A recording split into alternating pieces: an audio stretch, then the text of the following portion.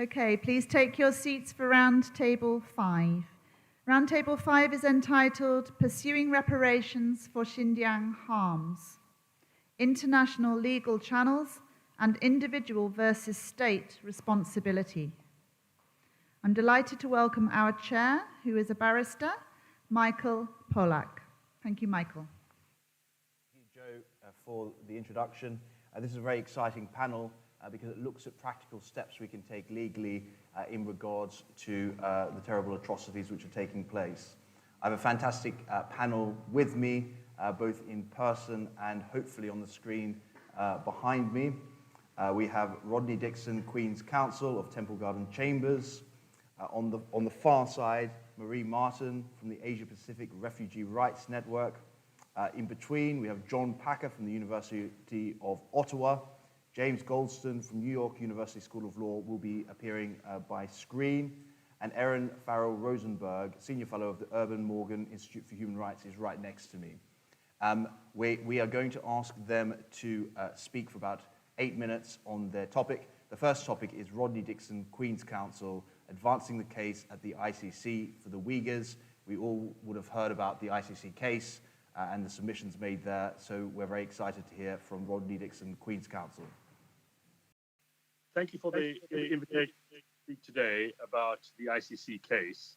As you may know, our legal team, acting on behalf of the East Turkestan government in exile and the East Turkestan National Awakening Movement and Uyghur victims, have filed a complaint at the ICC requesting the prosecutor there to open an investigation and, if there's sufficient evidence, to proceed to issue charges and prosecute those responsible for the alleged genocide and crimes against humanity being committed against Uyghurs in China and throughout the world.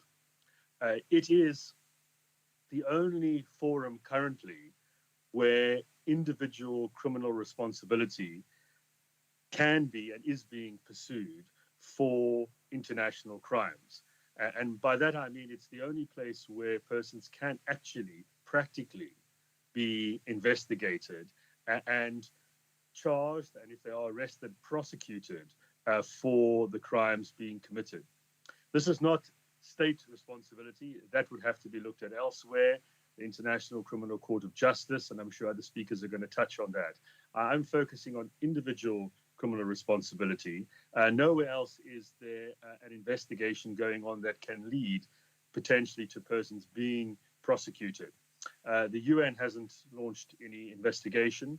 There could be cases brought nationally under universal jurisdiction principles, but as far as I'm aware, none of those are being pursued at the moment. They could in the future, in parallel to what is happening at the ICC.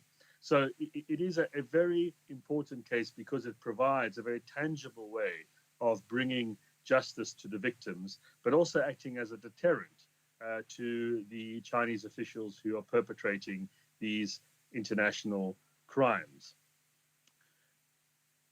The court in The Hague certainly has jurisdiction to investigate and prosecute these crimes. This is not a pie-in-the-sky case that is being brought for media attention. The court can act, but as I will explain, it is dependent on whether the prosecutor decides to take further action. That's a decision that cannot be brought before the judges. It's for the prosecutor to decide whether to take that action. And hence, as I will emphasize throughout the talk today, so much depends on ensuring that the prosecutor is provided with all the relevant information and all the relevant arguments in support of bringing the case and all of the support around the world to bring this case.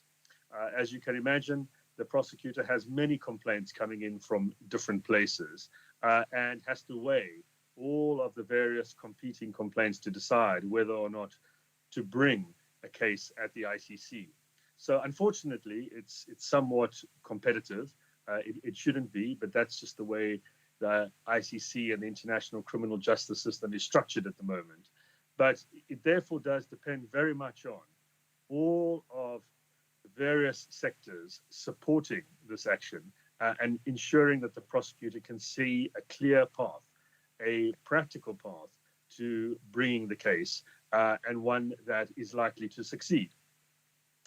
The court has jurisdiction in summary because China is going into ICC state party territories, in particular Tajikistan, which is a neighboring country, and Cambodia.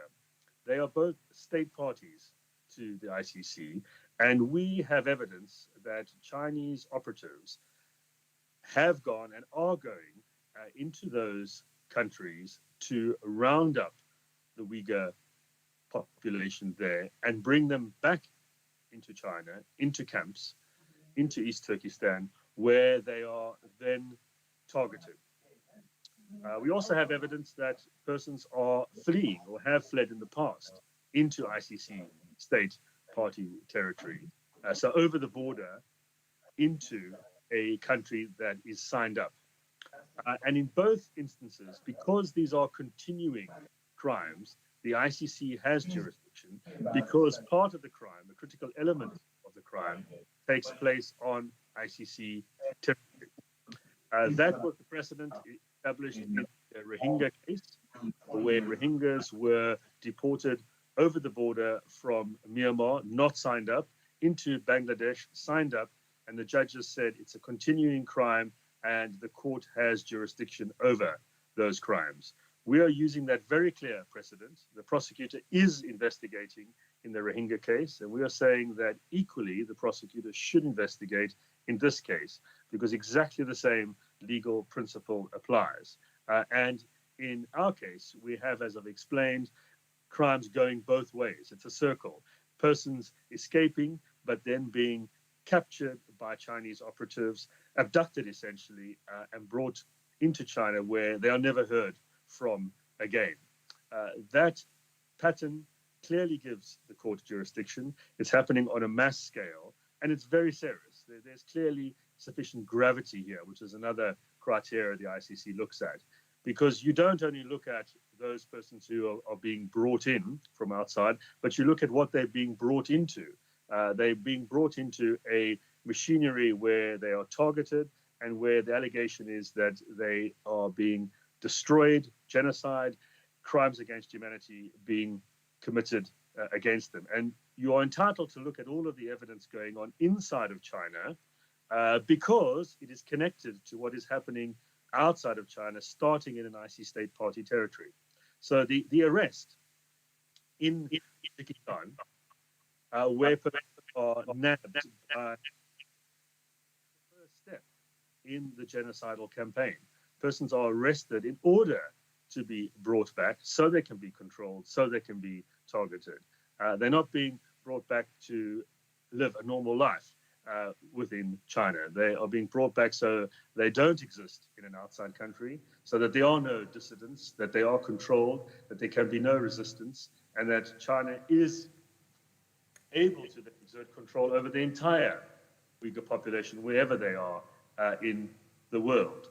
We saw this happening in the Second World War when Jewish persons were rounded up in many European countries and brought back into Germany, where they were then targeted and exterminated. So it is a classic genocidal campaign aspect. It's not something which has come up for the first time. It's being replicated here, and it's being done in order, from the evidence that we are gathering, to ensure that Uyghurs around the world are controlled. We have also submitted evidence where Uyghurs in countries that China can't just go into, Western countries, and arrest persons, where they are also being targeted, where they're put under surveillance, and where, because they have family members back in China, they are being threatened to come back, otherwise family members will be harmed. We have seen some of that in Tajikistan and Cambodia as well, but there's also very direct evidence, which we have recently submitted to the prosecutor, showing that Chinese operatives have actually gone over the border into Tajikistan and arrested persons. So where Chinese officials say that this is purely an internal matter, that it has nothing to do with the outside world, that they don't interfere in other countries like other nations do, Well, that's completely unfounded because the evidence we've got shows that they are operating on the ground in ICC state party territories. That means they are subject to the laws of those countries. They can't go there and be above the law. And the laws of those countries are ICC laws. So they are therefore caught up within the jurisdiction of the ICC, even though China hasn't signed up. Rodney, thank you very much for that. I know I've got a few questions for you, and we're going to come back to question and answers at the end. Marie Martin from the Asia Pacific Refugee Rights Network is going to speak on the urge for a durable solution, Uyghur exiles and principles of safe countries of transit. Thank you. You can hear me now, right? Okay. Thanks very much for having me here. And actually, my presentation fits nicely with the one from Mr. DIXON, so thanks for that. I refer more to the situation in Southeast Asia. I represent here the Asia Pacific Refugee Rights Network, comprising of 200 civil society organizations and individuals. Very honored to have UHRP being part of this network, by the way. We're trying to enhance the protection space for refugees across the region. We do this through advocacy and mutual learning through members. I'd like to make 3 points here and just clarify them from the very outset in case I'm lacking time. First of all, it's very clear to us and everyone, I suppose, in this room that Uyghurs in exile are refugees and should be protected as such. Among the durable solutions provided in the Refugee Convention, you usually refer to 3 durable solutions: return to the country of origin, which obviously is not an option for Uyghurs, local integration in a transit country, or resettlement. And my second point is that local integration in Southeast Asia is not a safe option for Uyghurs right now. And the urge, and that's my third point, for resettlement in states where the rule of law applies and safeguards against refoulement are effective. So the first point regarding the fact that Uyghurs are refugees, I think leaves no doubt in this room, so I won't elaborate on that.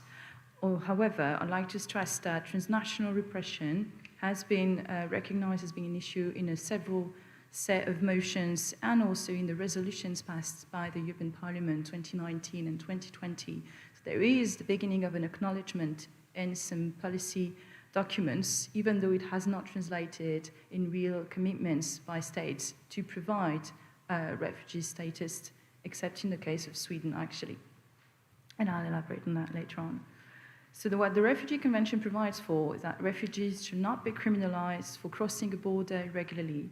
Refugees should be protected from refoulement, and refugees should be provided with a durable solution. My second point on local integration in Southeast Asia, the fact is most countries in Southeast Asia and South Asia have not signed the Refugee Convention. And so in this context, refugee rights organizations provide counsel, support, and help registering people as UNHCR refugees so they can apply for resettlement later on. So pending accessing resettlement, if they ever access it, because there is a long list, as we all know, there is no safeguards against refoulement. There should be some deriving from ICCPR, or from the Convention Against Torture for the countries that have signed it, if not transpose it in domestic legislation. But these safeguards are very scarce, and especially in highly politicized contexts. And I'm just going to mention here the deportation of Rohingya refugees, some of them holding UNHCR cards earlier this year from Malaysia, irrespective of a Supreme Court's decision to suspend deportation in Malaysia, pending the examination of an appeal that had been lodged by NGOs. So refugees in the region are having a hard time, and it's even more challenging for Uyghurs. Serious security and anti-terrorism considerations are interplaying, particularly in the case of Indonesia, but also in Thailand, albeit to a lesser extent. Malaysia really stands out as a country which officially committed not to return Uyghurs, that was last year, but the robustness of this commitment remains to be seen in practice. Uyghurs, on a very day basis, are very low profile. Call it carefulness, mistrust of paranoia, they just don't turn to the UNHCR, for they're too afraid of deportation, like what happened in 2009 from Cambodia, and what happened in 2015 from Thailand. Not that the UNHCR necessarily facilitated deportation, but the agency has proved powerless to stop it.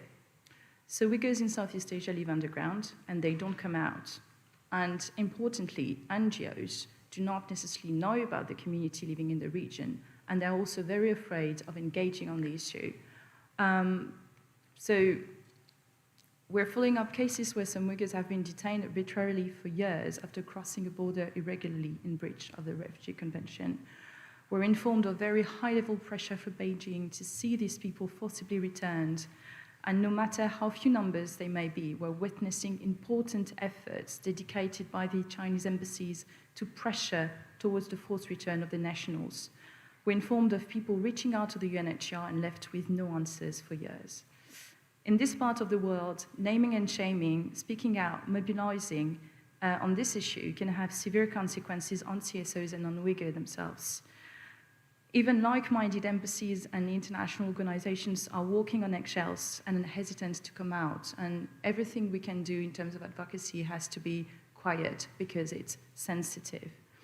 So that's the level of political pressure, and it shows how much political leadership is directly needed to support those on the ground, but also how much of a durable solution in terms of resettlement is needed, and I will end up there with my third point. Resettlement in countries that are safe is the only durable solution for Uyghurs now present in Southeast Asia and probably in other parts of the world. But there are three problems there. Uyghurs are usually not part of resettlement quotas that are actually established by countries annually or multi-annually. And not all of them fit in the categories of highly vulnerable as per country standards, belonging to a community, being political opponents. Many people we come across are just people who are escaping mass atrocities. The second problem is that the UNHCR is absent from the process, either because they've self-censor or because they bar access to detainees or Uyghurs in general. So there's no way for them to assess individual cases, and their vetting is necessary for resettlement or embassy referrals. So we're running in circle there. The third problem is the serious security check, which is adding a burden and proof on refugee claims, because a primary element for countries of resettlement would be to double-check if that Uyghur person does not constitute a threat to national security to even a more enhanced degree than is usually the case for such referrals. Which means that like-minded states are somehow giving, even in a tiny bit, credibility to the narrative developed by China over the years, and particularly since 9/11. So of course there have been occurrences in Southeast Asia of radicalism, terrorism, but they're very limited in numbers. It's certainly not representative of the entire community, and it shouldn't be considered as a reason for a heavier burden and proof on victims. So there's an urge to recognize this issue as being a refugee issue globally, and there's going to be a statelessness, and Uyghurs refugees should be included among refugee resettlement quotas. The excellent work and impressive joint mobilization across the fields is very helpful to our work when it comes to informing memos to embassies to pressure for resettlements. And I take the opportunity of some MPs being present here if they want to have a talk. I have some of these memos with me because the UK is one of the governments we're trying to lobby at the moment. In terms of good practices, I'd like to hint at the fact that the US is discussing a piece of legislation which may allow for circumventing the UNHCR procedures for a set of nationalities and to access a protection. I would also like to stress that Sweden has decided to recognize Uyghurs as prima facie refugees, which means as soon as they set foot on the Swedish territory, they will be recognized, well, if they can set foot in Sweden ever. Last but not least, on the China factor, the China factor is definitely a major element in this issue, and in this region in particular, but let's not have too short-sighted a view and analysis on this. It's no coincidence that many countries in the region have expressed their support to China's right to territorial unity and to security against terrorism or separatism, call it the way you want, with Southeast Asia counting as one of the most ethnically diverse regions in the world. Anti-Muslim prejudice also ought to be taken into account, as we've seen this as well with the Rohingyas. So the domestic agenda also ought to be taken into account, thus expanding the views on possible axes of work for mobilization through campaigning, advocacy, and even solidarity.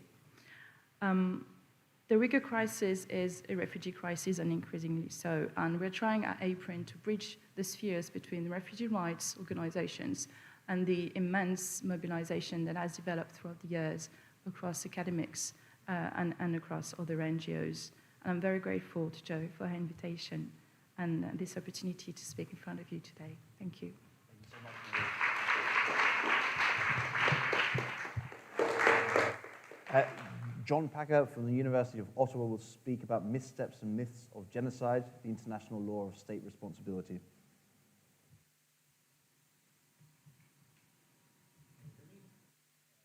Good? Okay. Thank you, Michael. Allow me to say I appreciated yesterday's commemoration event, as I believe empathy is essential for success in our shared endeavor, and so I commend the effort. Today, as most days, I'm wearing a pin on my lapel, a square bit of leather. It is moose hide, from which Indigenous peoples in Canada traditionally make moccasins. The Moose Hide campaign was created in 2011 by an Indigenous man and his daughter for men and boys to wear as a symbolic act of walking with those seeking justice for over 1,600 missing and murdered Indigenous women and girls all across Canada. I was given the lapel pin by an Indigenous person, and I wear it as an act of solidarity and empathy. 2 years ago, my law school distributed moose hide lapel pins to the entire incoming class of law students. Mr. Chairman, from 2001 to 2015, the per capita rate of murdered Indigenous women and girls in Canada was 500% that of non-Indigenous population. In 2016, the government of Prime Minister Justin Trudeau established a national commission which reported in 2019. An addendum to that report qualified the situation as genocide, a finding which Prime Minister Trudeau immediately accepted. The essential rationale for the qualification of genocide in Canada is that there were acts attributable to Canada committed against Indigenous peoples with the intent to destroy the groups in whole or in part. The same qualification is increasingly applied to the notorious Indian residential schools, of which there was in Canada another previous Truth and Reconciliation Commission. These policies and practices continued over generations and have ongoing effects. The last Indian residential school closed in Canada in 1997, while Indigenous women and girls still continue to go missing or be murdered. In recent months, unmarked graves, mass graves of children have been found, and over 100 more such sites exist with expected remains of 10 to 20,000 children. Canada signed the Genocide Convention in 1949 and ratified it in 1952. So to our conference, can it be genocide in Canada if no particular event occurred, if innumerable separate small events stretched over decades or even 100 years, if in percentage terms, or if some would say only small real numbers of people were killed, and moreover, if no individual, such as individual murderers, including some Indigenous persons themselves, or privately owned and run residential school administrators, would likely ever be found guilty of the crime of genocide, for their discrete acts may in fact not have been commissioned specifically with genocidal intent. The answer, Mr. Chairman, is yes, it can be genocide. This is because the principal obligation and the primary responsibility is of states. Indeed, it is primarily states which commission or permit to be commissioned genocide. If the violative acts are attributable to the state, then the state is responsible. Yesterday, it was observed rightly that genocide does not occur, cannot occur by chance, mistake, or accident. Indeed, the work of Firestein and Stanton have set out convincingly how genocides occur, and they are deliberate, observable, and foreseeable, usually in stages. Indeed, there are elements which are peculiar to the state, for which no individual can be responsible, protect against, nor repair. The state alone is responsible for public policy and law, and barring personal dictatorship or command responsibility, the institutions of state may be, and often are, the only actors, notably in adopting policies, enacting legislation, organizing structures of governance, and so forth.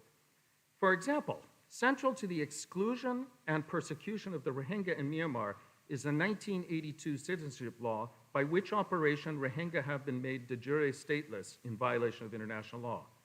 No individual adopted the law. No individual can alone repair the wrong, and no individual can be held accountable for it.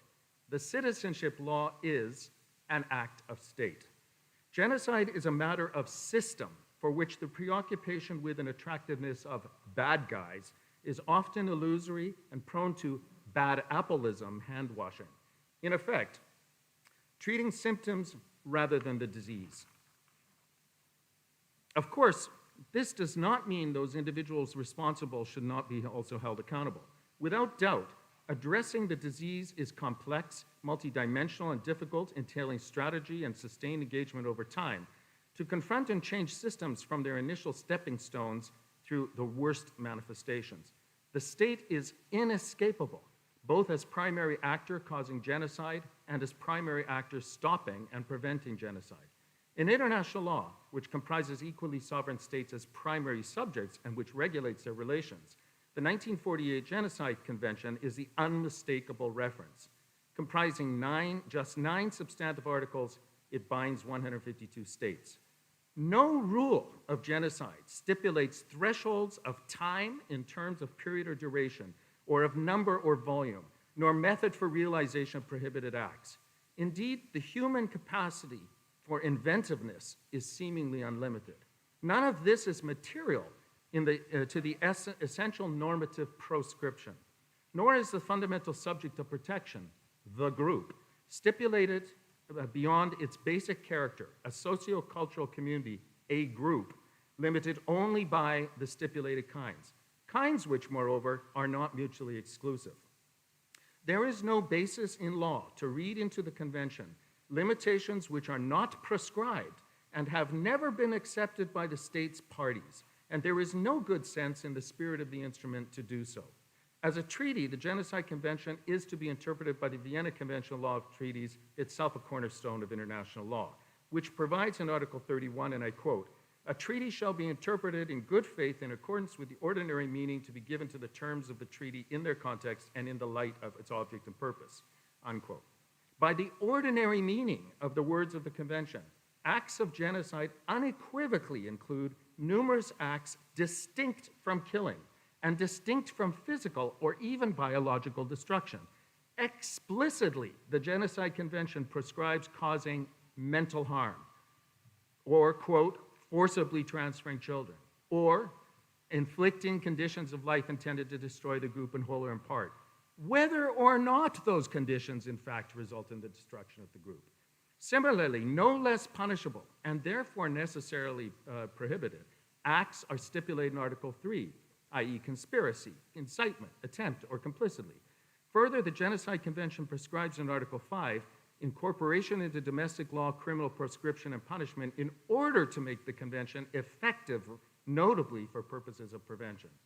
Failure of a state party to respect any of these stipulations, as well as the basic obligation of good faith and the separate obligation to prevent genocide, would constitute a breach of the Genocide Convention no more or less serious in law by any indicated hierarchy, and would give rise to state responsibility entailing also obligations on the part of each and all of the other states parties to the Genocide Convention.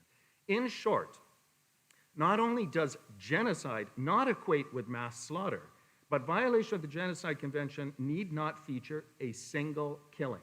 Indeed, to require such, notably vis-a-vis the duty to prevent, would be, in the words of the International Court of Justice, absurd, and according to Article 32 of the Vienna Conventional Law of Treaties, an outcome which would be manifestly absurd or unreasonable cannot be the right interpretation of the treaty. Similarly, it is neither anywhere stipulated nor logically coherent, much less necessary, as some have argued, that genocide can be committed only if the intention is genocide alone, with no other simultaneous, coinciding, adjacent, or other purpose existing. Of course, that kind of pure genocide or intention is a nonsense, virtually not existing in any law, not the fact of any known case, for which there exist always political and often economic purposes, ranging from the Nazi Lebensraum to the economic development of Rakhine State, or re-education, population management, or counterterrorism in Xinjiang, or to colonialism in Canada. Moreover, it would be plainly ridiculous for a perpetrator to be able simply to plan or spontaneously to invent a second or alternative purpose, and in so declaring it, however feeble, thereby escape application of the prohibition. The Genocide Convention prescribes intent in the ordinary meaning of the term, and as ordinarily found in law, which is to say that the attributable acts must be purposeful and deliberate. But nothing in the treaty, nor in international law, prescribes a more exact standard, much less that there be a declaration or some certainty. The state is manifestly not a human being and does not possess a mind, nor does the state benefit from protections of human rights such as to be enjoyed by individual human beings pursuant to international human rights law, given the grave consequences for individuals. And thus there apply for individuals standards of criminal law due process, including the standard of proof beyond a reasonable doubt. None of that is prescribed for, nor relevant or even appropriate for a state, which is typically a relatively powerful entity compared with an individual human being. Of the 156,000 bilateral treaties, plus about 1,000 other multilateral treaties of the UN, regional, and other intergovernmental organizations, in the past 100 years, only 200 contentious cases have been adjudicated by the International Court of Justice or the Permanent Court of its predecessor, the Permanent Court. That, almost 1 minute. That is not how international relations are conducted. And the UN Charter prescribes in Article 33 adjudication as only one of 8 forms of dispute resolution. Rather, states interact and hold one another to account through self-help and the law of state responsibility, according to which injured states are permitted to take countermeasures. The Genocide Convention obligates states to act in good faith, both to uphold their obligations and to cooperate for the fulfillment of the purposes of the treaty.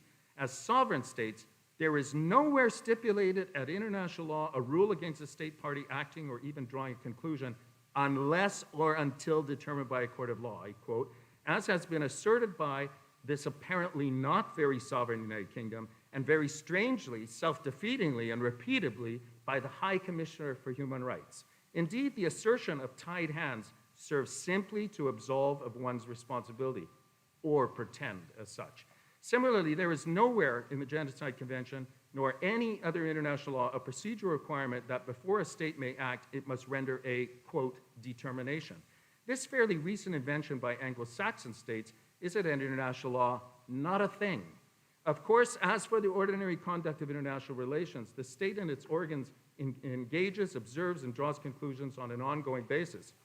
The obligations arising under the Genocide Convention entail that states parties do in good faith act to fulfill their undertakings and to act pursuant to the object and purpose of the treaty, not least the prevention of genocide. However the state reaches decisions is a matter of sovereign exercise against which the state will be held responsible by other states if it breaches the treaty. Mr. Chairman, I could go on, I've run out of time, but let me just conclude briefly by saying, underlining that the state is the key to never again, and the task at hand is for the Genocide Convention to be actualized in its fullest sense. On 9 December 1948, the Genocide Convention was adopted, drawing a bright red line limiting the previous prerogative of the state vis-a-vis treatment of certain groups in its jurisdiction. Genocide was prohibited. The next day, on 10 December 1948, the UN adopted the Universal Declaration of Human Rights, by which that revolutionary, forward-looking paradigm aims to guarantee full lives for everyone free and equal in dignity and rights, I quote. For both instruments, the primary responsibility rests with the state. For that to be the case in fact, as well as in law, we must make the effort to demand and make it so. Thank you.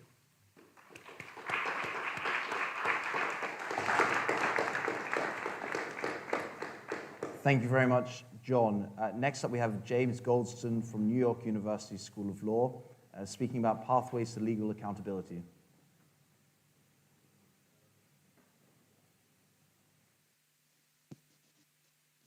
Can you hear me? I'm just trying to make sure I can get through. Yes, we can. Thank you very much. Thank you. So thanks so much to the chair and to the organizers for allowing me to speak. I speak as a human rights activist, a former prosecutor, as a federal prosecutor in New York, and a former coordinator of prosecutions at the International Criminal Court. And I've led an organization that conducts litigation around the world for a number of years. I'd like to briefly review several potential pathways to legal accountability for the violations taking place in Xinjiang. Before doing so, I think it's worth asking, what is the value of seeking accountability given China's outsized political and economic power? China's sway may well dissuade a number of legal actors and judicial fora from exercising their responsibilities. And even in the event a court were to find China's actions or those of its officials unlawful, a ruling is likely to meet with defiance or silence in Beijing. We know from the recent history of other hard cases that even where rulings may not translate immediately into results on the ground, they may nonetheless generate other benefits, keeping an issue in the spotlight of public attention, building a record of evidence and judicial findings that affect public attitudes and shape the actions of policymakers, and giving victims voice and hope. Many of us have contributed to legal pathways that seemed similarly quixotic to secure rulings of the European Court of Human Rights and other international courts condemning the CIA's post-9/11 program of extraordinary rendition and torture, helping national prosecutors in Germany, France, and other countries build cases against perpetrators of crimes in Syria, or supporting complaints before the International Court of Justice and in other fora concerning the treatment of Rohingya in Myanmar or the situation in Palestine. None of these actions have brought comprehensive justice or resolved situations of conflict, but they have shown victims of abuse and others that the world will not stand by when crimes and gross rights violations are committed. So what legal action can be undertaken? I just want to briefly address 4 categories in the limited time I've got. One tool that is already being used involves human rights sanctions regimes. The US Global Magnitsky Act, the EU Global Human Rights Sanctions Regime, other mechanisms in place in Canada, the United Kingdom, and other countries allow governments to impose travel bans and asset freezes against individuals and or entities that have committed grave human rights violations. Of course, earlier this year, the EU and the governments of the US, Canada, and the UK concurrently imposed sanctions on 4 Chinese government officials and a security entity responsible for the administration of China's so-called re-education policy in the Xinjiang region. The announcement cited the targeted parties' alleged responsibility for large-scale arbitrary detentions, infringements of freedom of religion or belief, and the use of Uyghurs and people from other Muslim ethnic minorities in compulsory labor, in particular in cotton fields. And there's certainly room for imposing similar sanctions against other Chinese officials and entities. Another potential legal tool involves the exercise of universal jurisdiction by national prosecutors and courts, usually over individual perpetrators. The principle of universal jurisdiction, of course, recognizes that some crimes are so serious that the duty to investigate and prosecute them transcends all borders. Most states have universal jurisdiction only over a limited number of crimes, generally core international crimes, which include genocide, war crimes, and crimes against humanity, as well as torture and or enforced disappearance. And all of these, except war crimes, seem to be relevant to the situation in Xinjiang. And while it's legally encompassing, universal jurisdiction is challenging in practice. And I'd like to address 3 major challenges. First, law. Although in its purest form, universal jurisdiction allows for prosecution of anyone for certain crimes, even absent a connection with the host jurisdiction, prosecutors in most countries generally require some nexus between the crimes at issue and the country where one is seeking to file a complaint. This might involve the presence of the suspect at different stages of the proceedings, or that the victims be present in the country, or that they have a recognized legal status. Finally, the law in many countries grants immunity from legal process for the head of state and perhaps other senior officials. All of these considerations must be borne in mind in deciding whether and where to bring a case of universal jurisdiction. A second consideration is politics.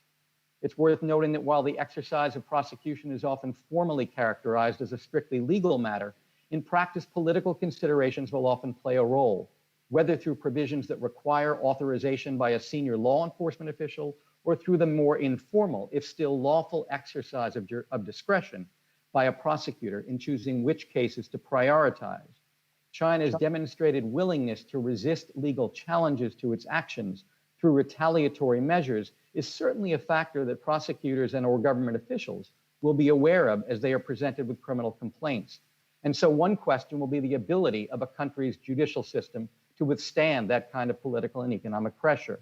One indicator of political appetite may be the fact that several national legislatures in Europe and North America have publicly decried the abuses taking place. Another may be which countries have recognized Uyghurs as refugees, and we just heard that Sweden, among others, has done so. Finally, the question of evidence. The collection and preservation of evidence are essential for a universal jurisdiction complaint seeking accountability of Chinese officials for the crimes in Xinjiang. So far, the government of China has been uncooperative in granting independent access to the country and has taken measures to prevent accurate documentation. Beijing recently stated that it would welcome a UN mission based on exchanges and cooperation, not on guilty before proven.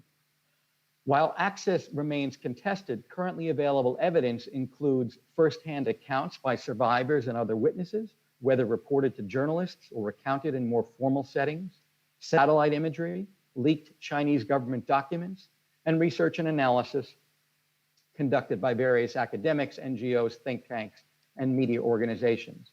We will certainly need to collect more and more accurate and reliable evidence about what is happening in Xinjiang and to continue calls for access to the territory. A third potential pathway for legal accountability is at the international level, and of course, Rodney DIXON has spoken about the ICC. In terms of state responsibility, the UN human rights complaint mechanisms would seem to be inapposite insofar as China has not ratified the additional protocols of those human rights instruments to which it has subscribed. While these treaty bodies can offer general recommendations as part of periodic reviews, none have jurisdiction to hear complaints from individuals about violations of their rights by China. Another mechanism, the International Court of Justice, is competent to hear two types of cases: legal disputes between states where certain conditions apply, and requests for advisory opinions on legal questions referred by UN organs and specialized agencies. In respect of contentious jurisdiction between states, although China has ratified the Convention Against Torture and the Genocide Convention, it has articulated reservations to the very articles which authorize the ICJ to resolve disputes. As another option, pursuant to Article 65 of the ICJ statute, the court may issue an advisory opinion on certain questions. 5 UN organs and 16 UN agencies are authorized to request advisory opinions. The Security Council will almost certainly not request such an opinion on Xinjiang because, of course, China holds the power to veto. The General Assembly, on the other hand, can request an advisory opinion by majority vote on any legal question. A final accountability pathway concerns the actions of private corporations implicated to one degree or another in the violations taking place. And I just briefly cite 3 categories of corporate responsibility at issue. First, one could address international companies supplying the tools of repression. The repressive measures against Uyghurs, including persecution, detention, and surveillance, rely on a number of products, from facial recognition technology to chemicals used in forced sterilization. Some of the suppliers of such products are international companies registered outside of China. Second, one could consider litigation in national fora against international companies benefiting from goods that are being produced using forced labor in Xinjiang. A number of companies have been or are already involved in abusive labor transfer programs for detained Uyghur workers, perhaps most prominently in the garment sector. And indeed, in August 2020, a group of human rights and other organizations filed a petition asking the U.S. Customs and Border Patrol to issue a regional withhold release order on all cotton-made goods linked to the Xinjiang region. And this action led to a ban on the importation into the U.S. of cotton and cotton products from the Xinjiang production and construction core. We've seen similar actions in the UK, and in April, several French NGOs filed a complaint with the Paris prosecutor's office against several multinationals in the garment industry. And third, one might consider litigation in national courts against Chinese companies supplying the tools of repression, where these companies have operations in other countries outside of China. So in brief, there are a number of potential pathways to legal accountability for the serious violations taking place in Xinjiang. While a number of actors have already made use of some, there is probably more that could and should be done to gather evidence, to marshal legal arguments, and to build the political will in different jurisdictions to take cases forward. Thank you.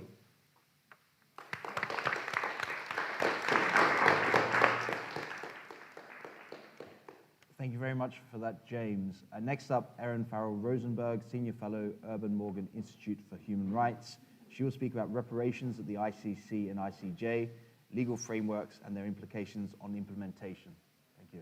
Thank you very much, Michael. Perhaps it's fitting that I speak last because in legal processes, reparations is the final part of the process. It follows the accountability or responsibility stage.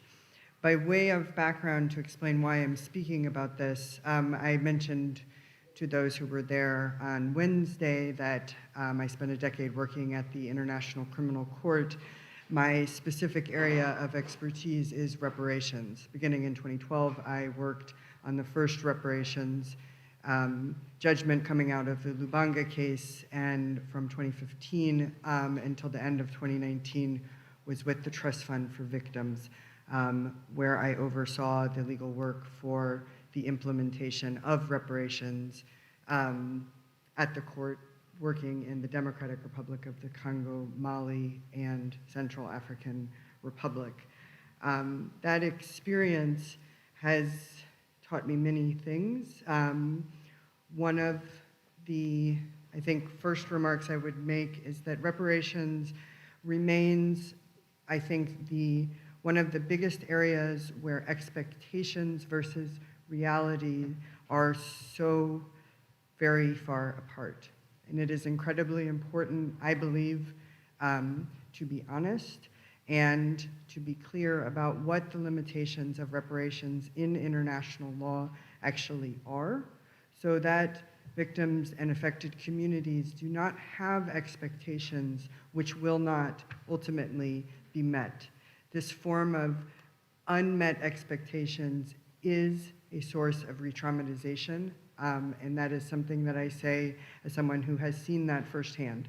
And so that is going to be basically the frame of my remarks, is to just very briefly sketch out a couple points to understand, one, about the legal framework that these processes operate under, and what the real implications of those legal frameworks are. So to begin with the International Criminal Court, as you have heard said repeatedly, this is about individual criminal liability.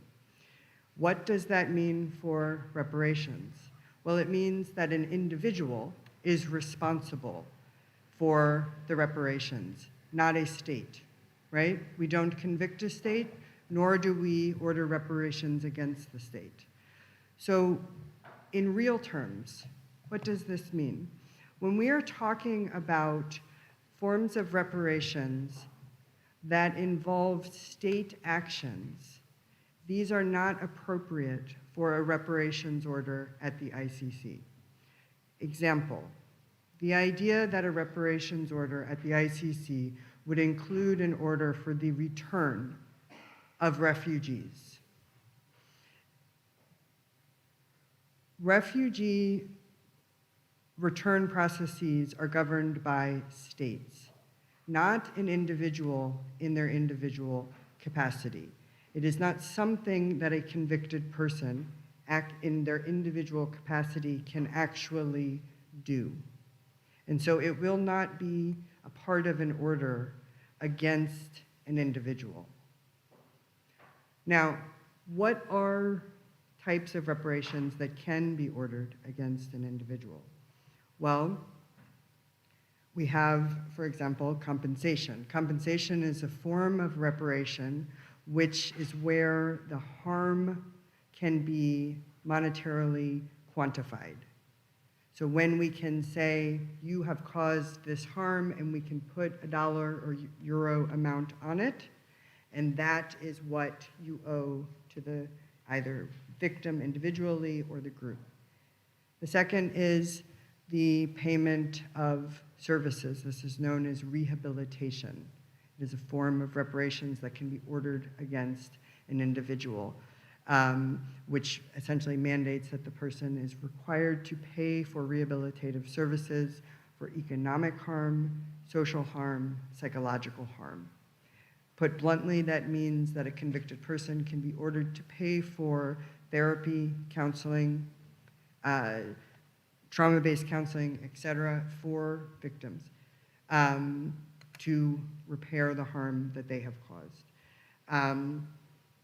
So that is, I think, one of the most important points in terms of the ICC is to understand that individual criminal liability has necessary consequences on reparations, and that it is equally individual. And so the types of expectations of what reparations are actually possible need to be tempered by that reality. The second point I will make about the ICC is just along those same lines, is that it is the individual who is monetarily liable and not a state.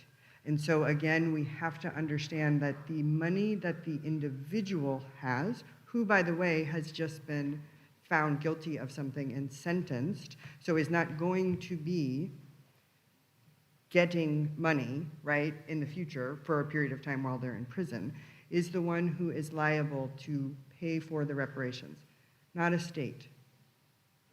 Okay? Now let's move. Can you tell me when I have 2 minutes?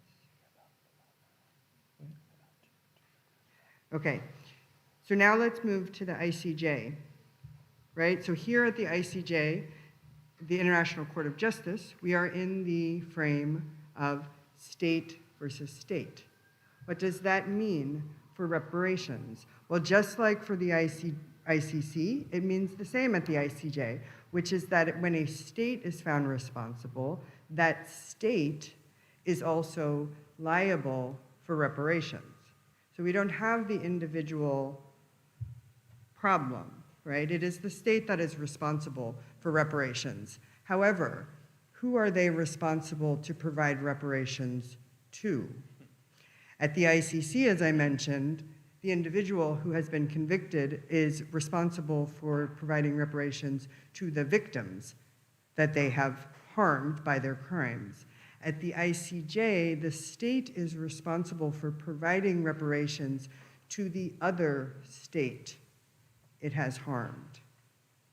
Not to people, not to individual victims. The ICJ is a state process involving state versus state. So this is, again, something that's really important to understand, is that at the ICJ, if you have a reparations order, it is for the wrong-acting state to provide reparations to the injured state, and not to the individual citizens or victims of that state. And it is within the discretion of the injured state as to how to disperse or actually provide those reparations to the victim communities as they see fit. My very last comment about the ICJ, and then I'm happy to answer any questions, would just be to point out that at the ICJ, because it is a state v. state dispute resolution, and it is incredibly based on this notion of negotiation and consent, is that there is no timeline and no deadlines placed upon the reparations proceedings.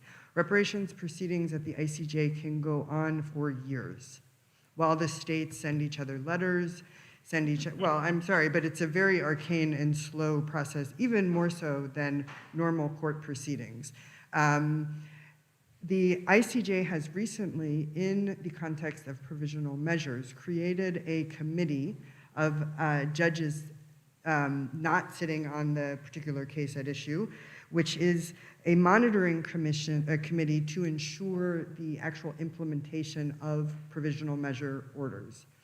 One sort of closing remark that I would make about the ICJ is that similar to the reforms that are necessary in terms of provisional measures, is that there are equally reforms in terms of procedures and timelines which should be made with respect to the reparations proceedings to speed up the process, to ensure that the views of victims are properly heard and that they do not continue at the ICJ to only have a non-participatory role.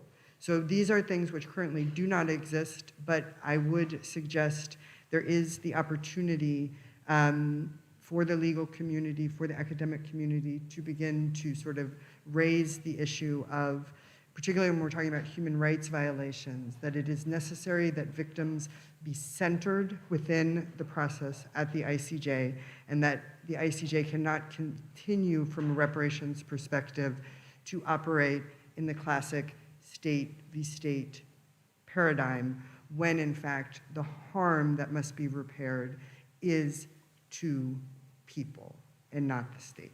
Thank you very much.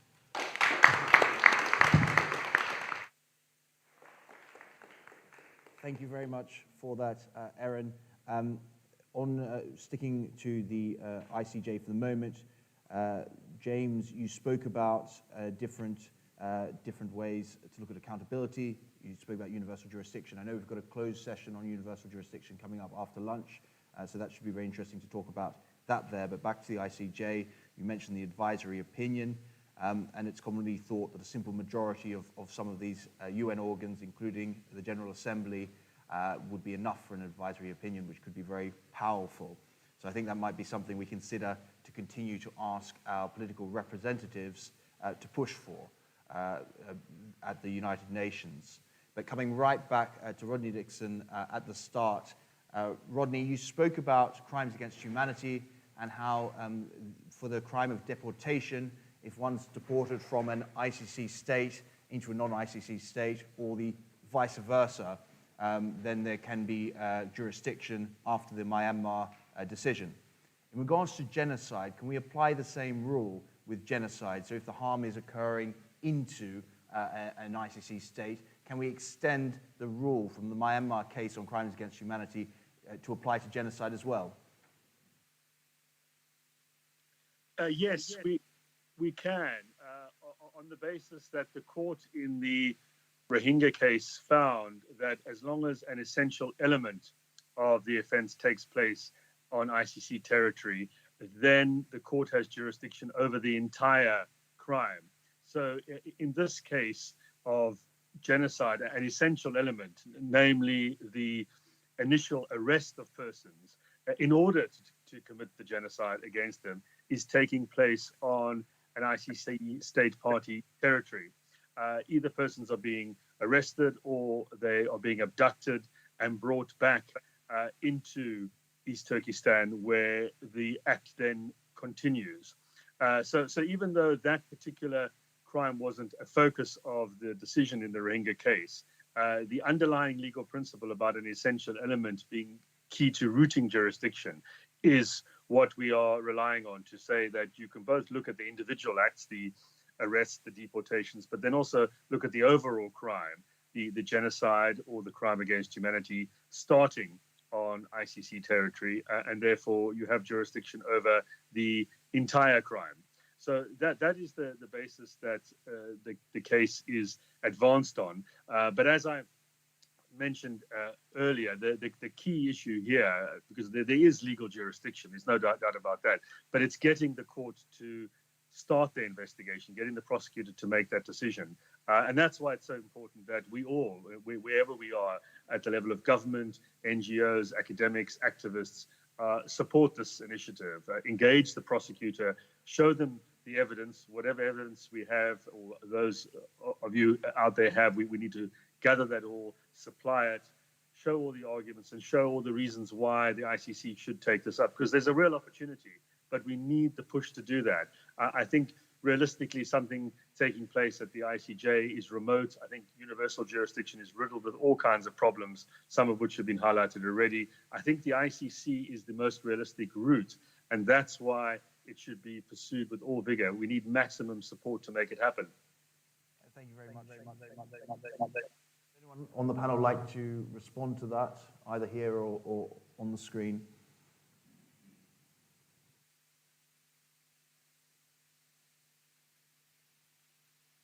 I so admire what Rodney DIXON and his colleagues have done, and I think it's an admirable cause to pursue, and I wish nothing but success. I'm curious, though, I'd be really interested in your view on, I guess, two things. One, to what extent you expect the prosecutor, and ultimately, if it reaches it, the judges, to consider the relationship between essentially the proportion of criminality that is taking place within China in relation to outside of China. And you addressed that point very capably. But you mentioned the Rohingya precedent.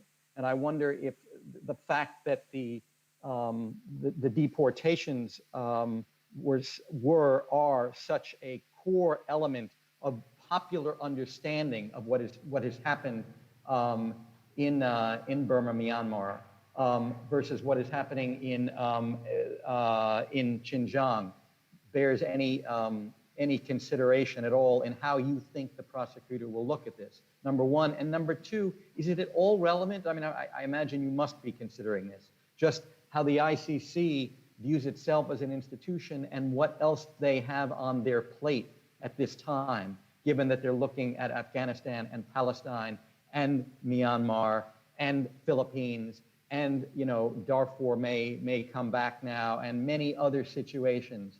How does that factor into the thinking of how you're trying to persuade and how we should be working with you to try to persuade the prosecutor to take this on? Thank you.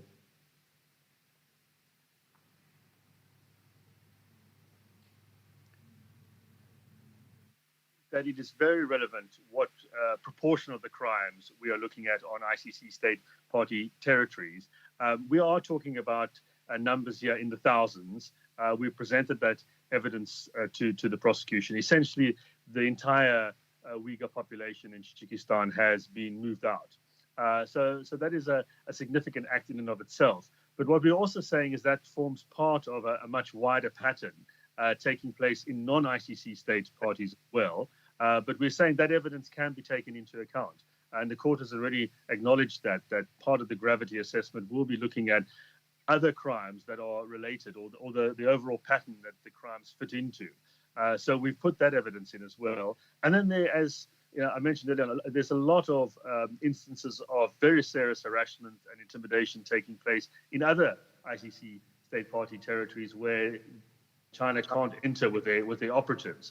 So all of that, we say, is more than sufficient to get over the gravity threshold.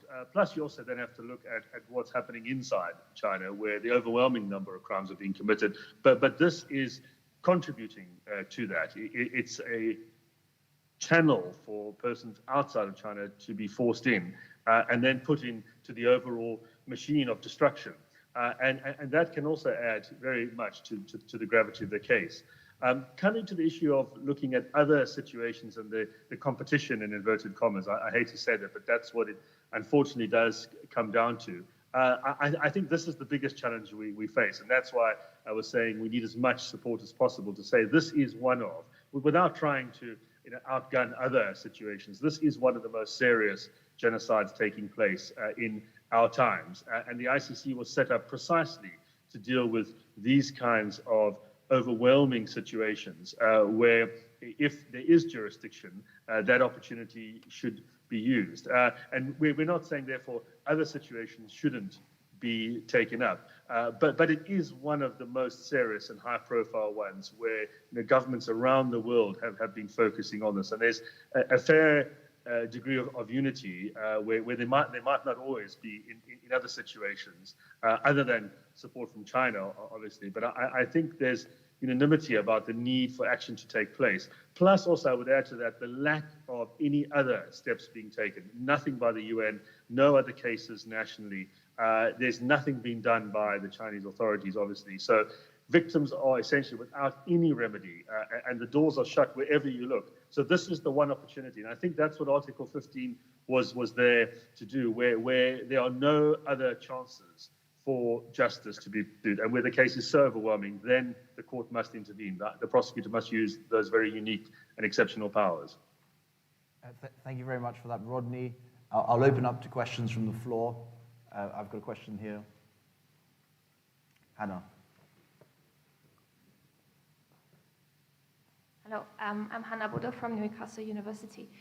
So I have a comment more for Erin on putting the victims in the center of this process, and to John about state responsibility. So I interviewed about 25 Uyghurs about what has happened to their family members or themselves.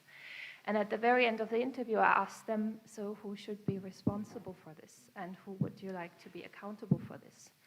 And the answers were usually the state, the Communist Party of China, Xi Jinping, Chen Cheng-kuo.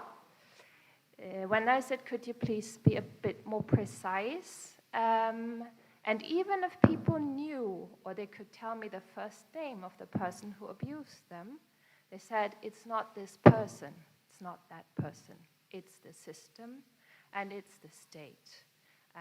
Regardless if they said it's the state or the party, it's the same. So what answer it was all of them, what answer do we give to them? Thank you. Thank you for that. Let me say something. It's very important not to extrapolate from one context to another in terms of what victims may or may not feel.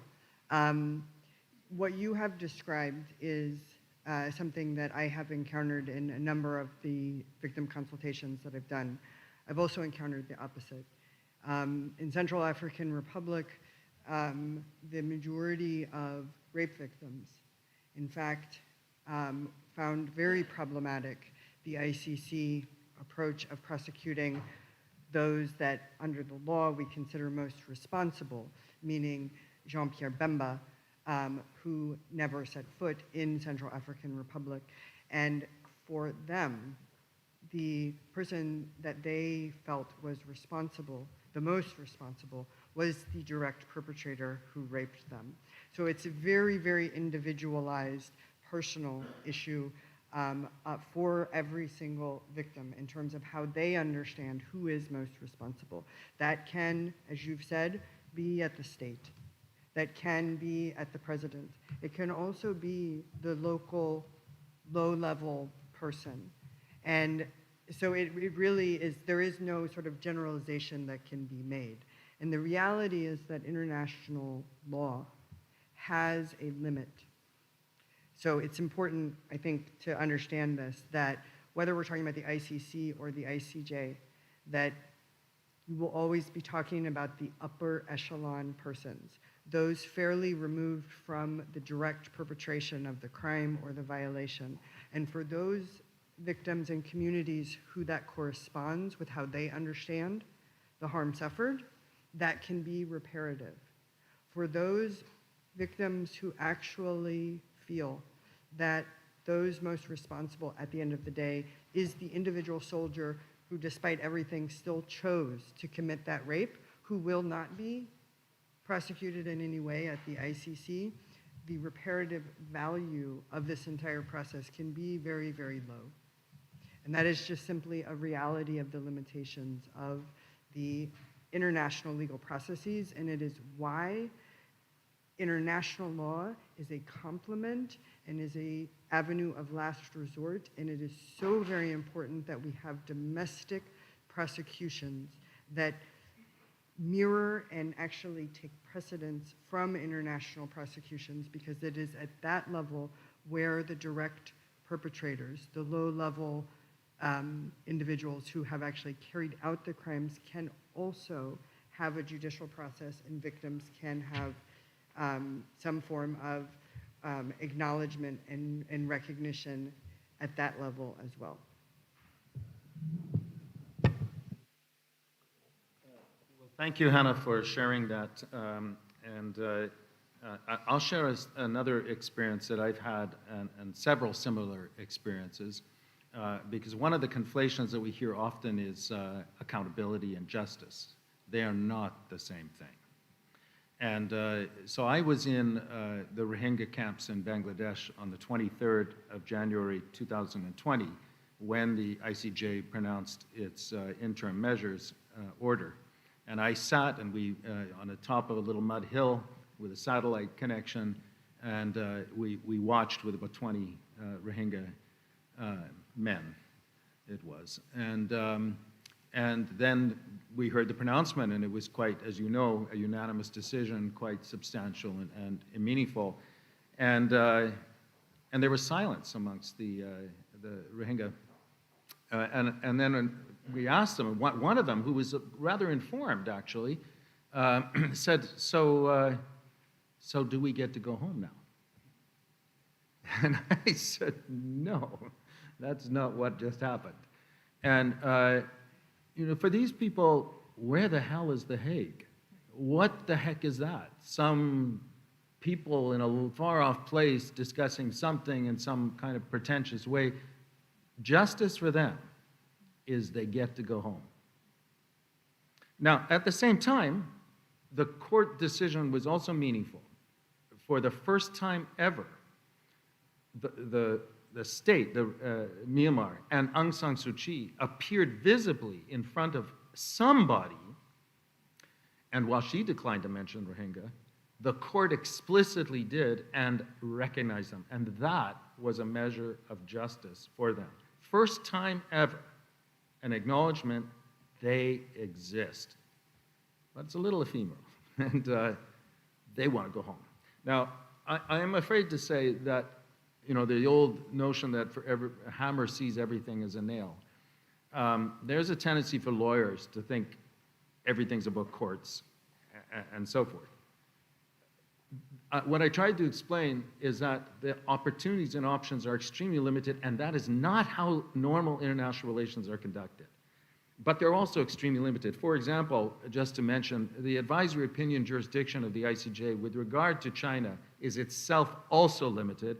China has an objection registered together. Not only has it reservations on contentious jurisdiction, it objects to any interpretation because it didn't decide. And the fundamental principle in international law is consent of the state. So China has not agreed to any advisory opinion and will object again. So that doesn't, there's something else, and I don't want to go into it. There's also no precedent, formally speaking. You hear this term. International law does not actually have a rule of precedent. However, the lex specialis, the limited regime of international criminal law under the ICC Rome Statute, does. And Article 10 explicitly says it doesn't apply to states. It applies internal to the regime for reasons of foreseeability and so forth. The ICC, by the way, with due respect to Rod, and I've known Rod a long time, it's not determined definitively because there's been no contentiousness. There's only been the authorization by Chamber, as I recall, to investigate. Not even that. So there's no been defense yet. There hasn't been anyone brought in because the first thing Rod would do is contest the jurisdiction and is going to say, no, this isn't. So until that is determined, even in the context of ICC, it's not definitively determined. By the way, I want to just say, and then I'll shut up, I'm in favor of all efforts. I'm in favor of all efforts. And others here know, and Jim knows, I've spent my career working on all efforts. But in this case, China in particular, the options are so slim as to be nil. And that's not to say don't try, but there's this big opportunity between states of a range of things to do. For example, and I'll just mention business and human rights, where the rubber hits the road, where real interests are at stake. And that's where I would just like to say justice has some other roots here. Thank you very much. Sorry. There was a great comment there about looking outside our traditional notions of justice. I think Dolkin's got a question there as well. Thank you. I'm Dolkin. I'm from the World Uyghur Congress. Well, all we witness China use international law and the misuse, we can say, also national and country law, targeting not only inside on the outside Uyghur diaspora, Uyghur activists, Uyghur refugees mostly. So far, we know more 800 Uyghurs refugees forcibly deported to China from different countries. So China used Interpol sometime. Now is one of the Uyghur refugees still in the Morocco since 1 month, because China used Interpol and accused he's a terrorist. I'm also maybe on this whole. I'm always the official, so-called official terrorist by the country. I'm the number 3 top terrorist of the Chinese list. So yeah, I had red notes. I more than 21 years suffering for this, but I fighting my right, finally delayed. But so many Uyghur refugees, Uyghur activists, and the Interpol red notes list today because China claims a terrorist. Yeah, sometimes I'm really confusing who I am because I have never killed any chicken in my lifetime, not in the lifetime, even in my dream. But I'm a terrorist, you know. That's why I even detain middle of Europe, so many country border, even beside of the German citizen. So many Uyghurs, they don't have a legal status, refugees, they don't have a residence, and the Chinese government also use the national governments, use the extradition law and contract, special contract. This is a very dangerous situation.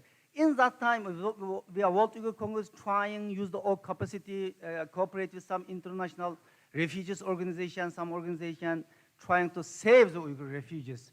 But sometimes we are very worried because there is some term to human trafficking, you know? Yeah.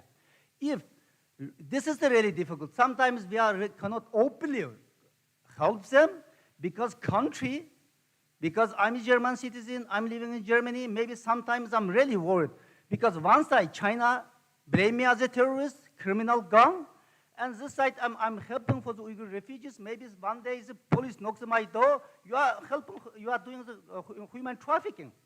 So how we can do? Maybe you as the expert what is your advice for how we can help for the Uyghur refugees? Secondly, Hannah already mentioned, well, my mother killed by the Chinese government, by the concentration camp. Yeah, and my brother sentenced to life because of me, my family member. Yeah. How can I? Because I'm the German citizen. There is a German government, according to the international law, there is a country some obligation to protect my communication right. How can advocate my family case? Not only my family case, of course, this is just example. Like me, quite a lot of Uyghur activists have the same similar problem today. Yeah.